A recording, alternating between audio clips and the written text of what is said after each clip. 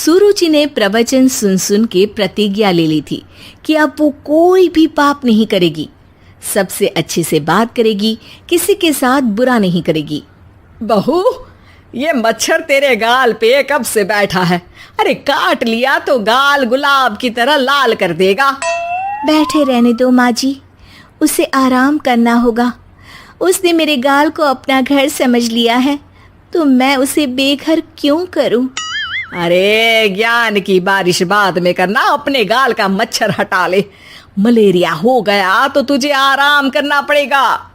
माँ जी, dengue malaria तो सांसारिक बीमारियां हैं, हमें इनसे ऊपर ही तो उठना है ना।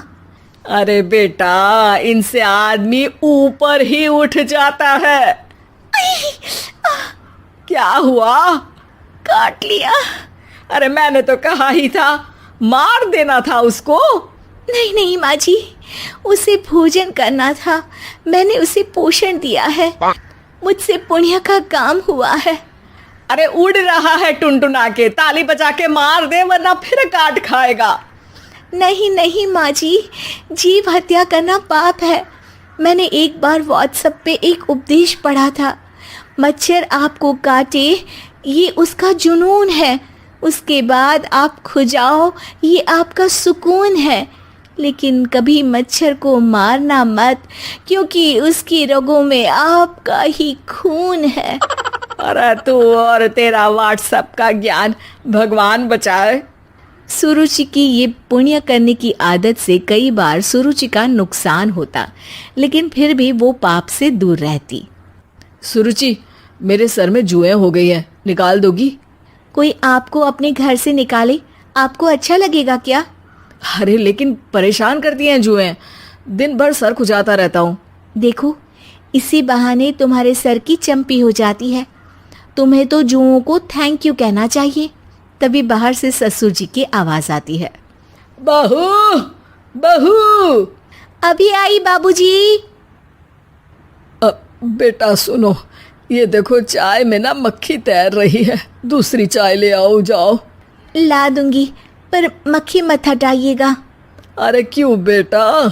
मक्खी चाय का सेवन कर रही है, अच्छा थोड़ी ना लगेगा आप बीच में अडंगा डाल देंगी तो। आपको अच्छा लगेगा क्या अगर कोई आपकी चाय छीन ले? अरे पर निकालूंगा नहीं तो मक्खी मर जाएगी बेटा। नहीं नहीं बाबूजी, आप उसे पीने दीजिए, पीकर उड़ जाएगी। लेकिन बाबूजी मक्खी के साथ ही चाय पी जाते हैं। ये क्या किया बाबूजी?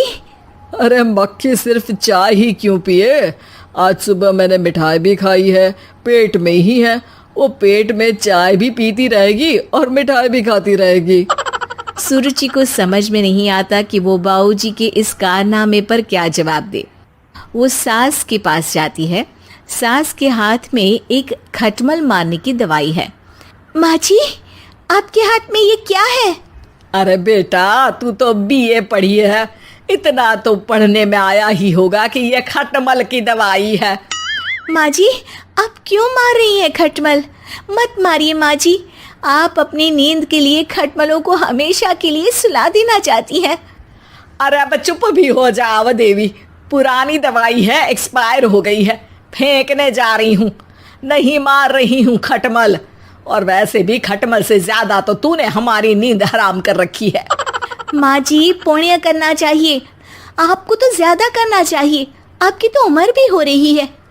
अरे उम्र से याद आया, बैंक में जाकर जन्म तारीख सही करवानी है, तैयार हो जा, कल स्कूटी चला के ले जाना मुझे।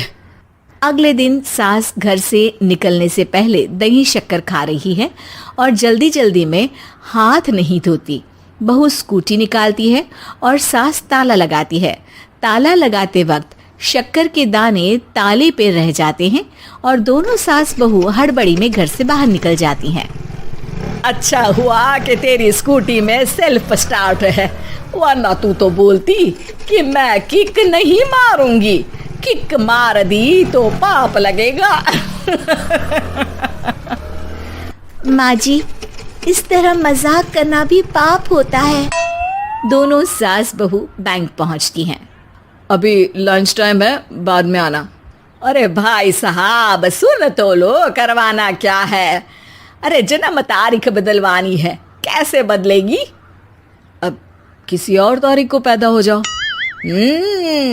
यही चुटकुला आप अपने मैनेजर को भी सुना पाओगे ना? वो भी हंस ले थोड़ा, अभी बुलाती हूँ। अरे अरे रुकिए रुकिए, ये फॉर्म भरिए और आधार कार्ड दीजिए। अरे राम रे, आधार कार्ड तो भूल ही गई, उसके बिना तो नहीं होगा।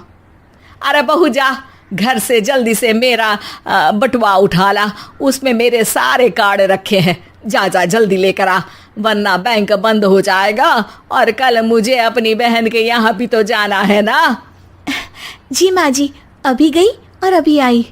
अरे रुक, चाबी तो लेकर जा घर की।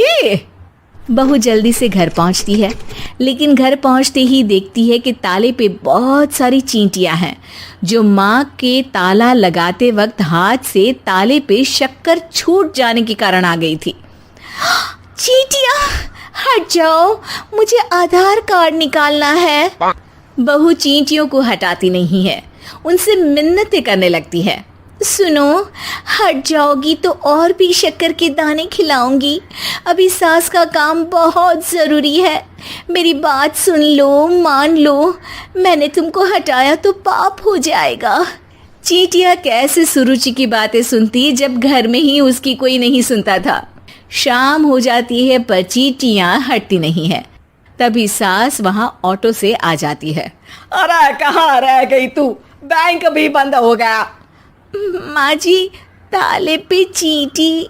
सास पूरा माजरा समझ जाती है और बहू से कहती है, एक बात बता, सोच के देख, अगर मुझे खून की बोतल चढ़ानी पड़ी और उस पर चींटी बैठी हो, तो बोतल से चींटियों को हटा के मुझे बचाएगी या चींटियों को वहीं बैठा रहने देगी?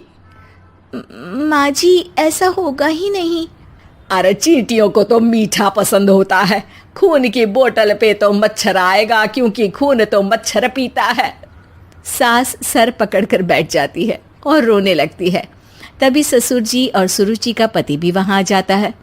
अरे रो क्यों रही हो? रहने दो जी, तुमको बताया तो तुम भी रोने लगोगी अपनी किस्मत पर। अगले दिन सास अपनी बड़ी बहन के यहाँ चली जाती है। पति अपना काम कर रहा होता है और सुरुचि उसके पास जाकर कहती है, ये जुएं ख़त्म करने की दवाई है, मैं मालिश कर देती हूँ। अरे लेकिन तुमको पाप नहीं लगेगा? अपनों की खुशी के लिए अगर छोटे मोटे पाप करने पड़े तो वो पाप अच्छे हैं जी।